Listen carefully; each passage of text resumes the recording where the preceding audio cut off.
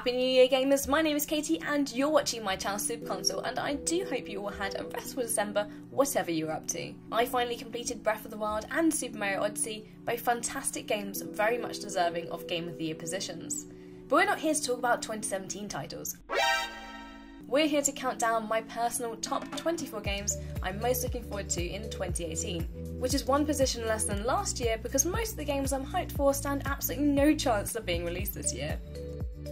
First, some ground rules as always with these lists. Now there's probably some very big games I've left out due to personal preferences, like The Last of Us 2, and I'm not about to be putting any horror games on there, so you won't be seeing the likes of The Inpatient, however much I enjoyed the B-movie horror that was Until Dawn.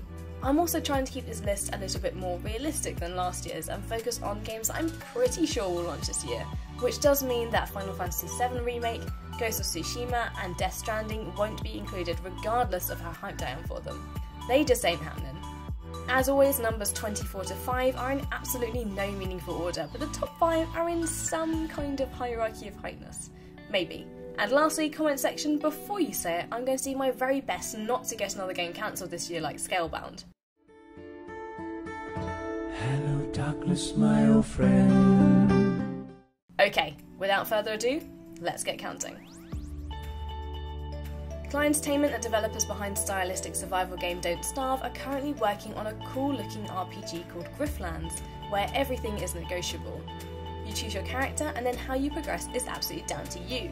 Charming, fighting, negotiating, stealing and cheating your way through the game, with turn-based style battles in between. Griftlands is coming to PC and according to the Steam page is coming out early 2018. Now I know what you're thinking, Katy, no way are you going to enjoy a game with zombies and horde enemies, two of my least favourite gaming themes.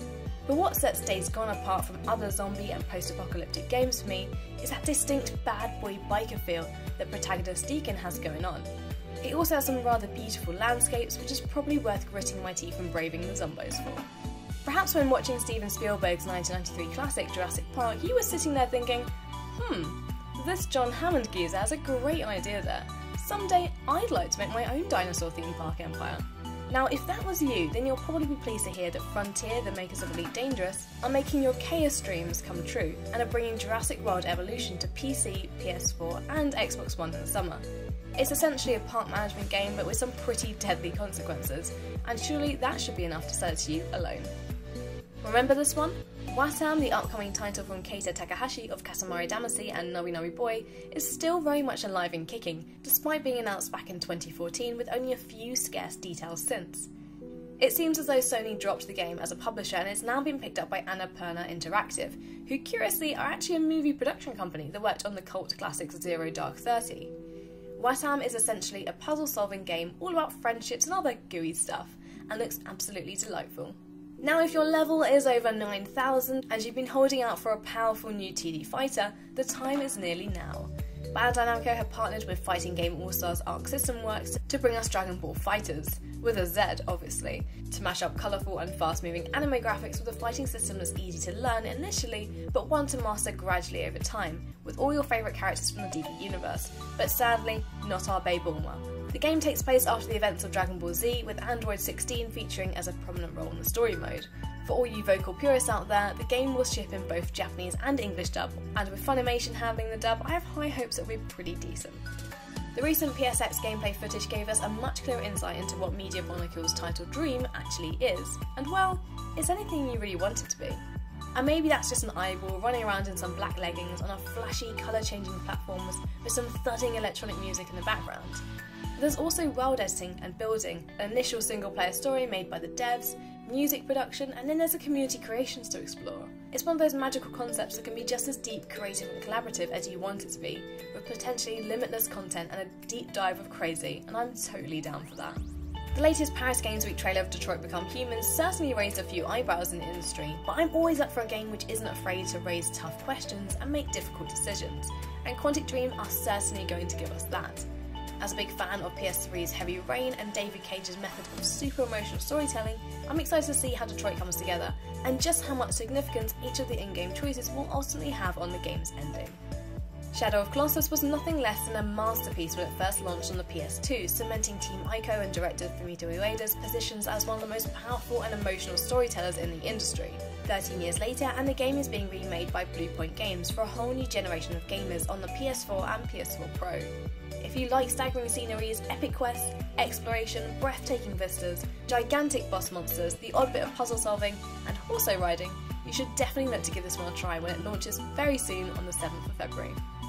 Not a great deal more info has been revealed about the long-awaited Kingdom Hearts 3 since we discussed it during my most anticipated 2017 video. Back in 2015, the Tangled and Big Hero 6 worlds were announced, of which I think exploring San Francisco and hopefully flying around with our big buddy Baymax in particular will be amazing. And then last summer we saw the reveal of Toy Story World, and wow, how weird was it seeing Woody speaking Japanese. Let's hope this gets pegged for a summer release. If you, like me, just can't get enough Kazuma in your life, you'll be pleased to hear that Yakuza 6 Song of Life is due for a worldwide release on the 20th of March, and will mark the 7th main entry into the series. Yakuza 6 sees Kiryu recently freed from a 3-year stint in prison in search of his adopted daughter Haruka, who is later found in hospital in a coma. Kiryu then heads to Hiroshima in search of answers to what exactly Haruka got up to during his imprisonment. And while this all sounds pretty serious, knowing the Yakuza series, there's bound to be heaps of humour, ultra-violence and a weird array of mini-games from karaoke to hostess clubs and more to keep you busy.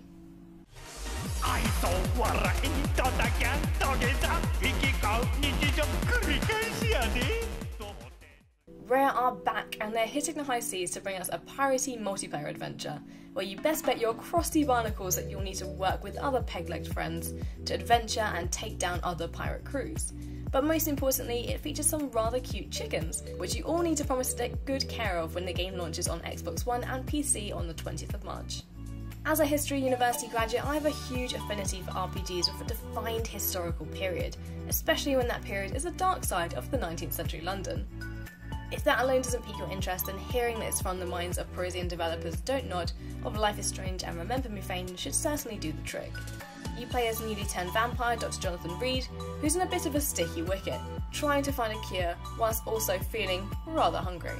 I do love a game that gives you decisions and moral quandaries, so Vampire feels totally up my street. Back in January last year, Nintendo announced a brand new Fire Emblem game for the Nintendo Switch by way of a logo, and well, not a lot of other info really. Otherwise, it'd probably be much higher up my list. This will be the first Fire Emblem game on a home console sort since Radiant Dawn in 2008, which launched on the Wii, so fingers crossed for a return to form with some strategic turn-based permadeath battles and more waifus and hubbos to choose from along the way. This year, please Nintendo. One of the biggest surprises back in E3 2015 was the announcement of Shenmue 3 for the PS4 and PC, with its subsequent Kickstarter campaign smashing through a $2 million goal within mere hours, an eventual $6.3 million total. But that's still not quite enough for developers Yiznet and creator Yu Suzuki to bring their ambitious ideas to life, now looking for private investments to complete the project. Last summer we got our first glimpse at a development trailer, and it wasn't long before the gaming community took up arms against Protagonist Ryo's dead eyes and lack of facial animation. And well, the other characters' facial features didn't look much better either. Hopefully Yiznet will make a positive change for the criticism and bring us beautiful, immersive sandbox kung fu adventure game that we also dearly crave. So how about it, comment section? Let's take bets on whether or not this will launch at the end of 2018. Last year, Square Enix confirmed that Dragon Quest XI Echoes of an Elusive Age will launch in the West in 2018, with final platforms still being confirmed.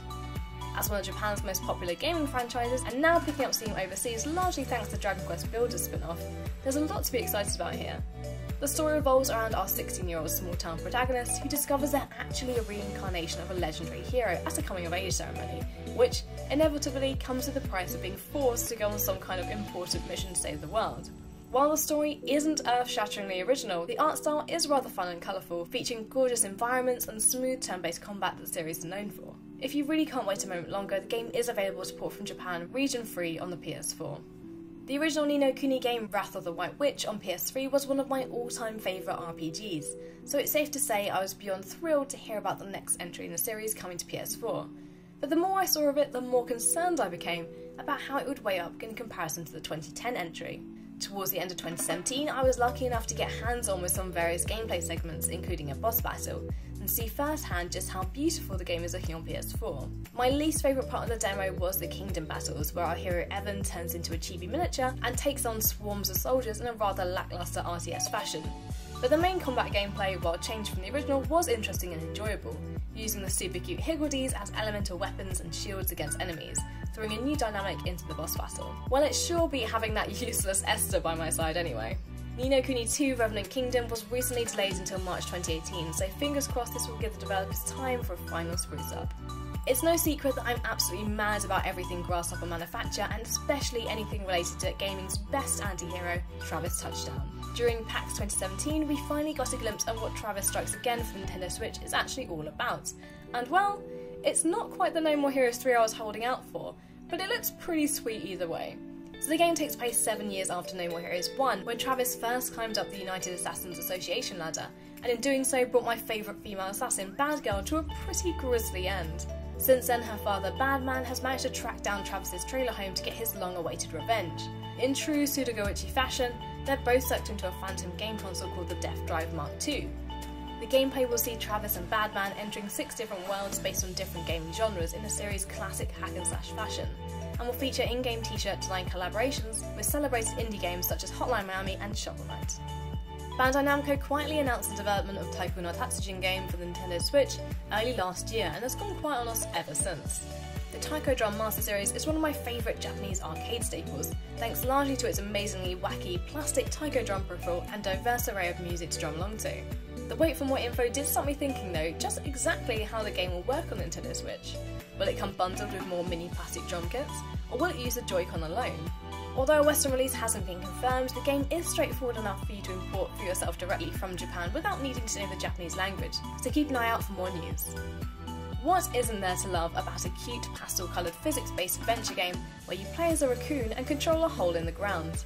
The PC game, developed by Ben Esposito and published again by Annapurna Interactive, feels in essence a bit like Katamari, where you use your raccoony skills to steal people's rubbish in order to grow your hole in the ground. But when you tumble into the hole yourself, you have to answer to all the other residents of Donut County who have been sucked in 999 feet below ground too. It sounds completely bizarre, and that's absolutely fine with me. Donut County is coming to Steam sometime in 2018. Life is Strange Season 1 may have featured some super cringy teen dialogue. Damn, they have carbon fiber tripods here. The ball head even has a pan lock?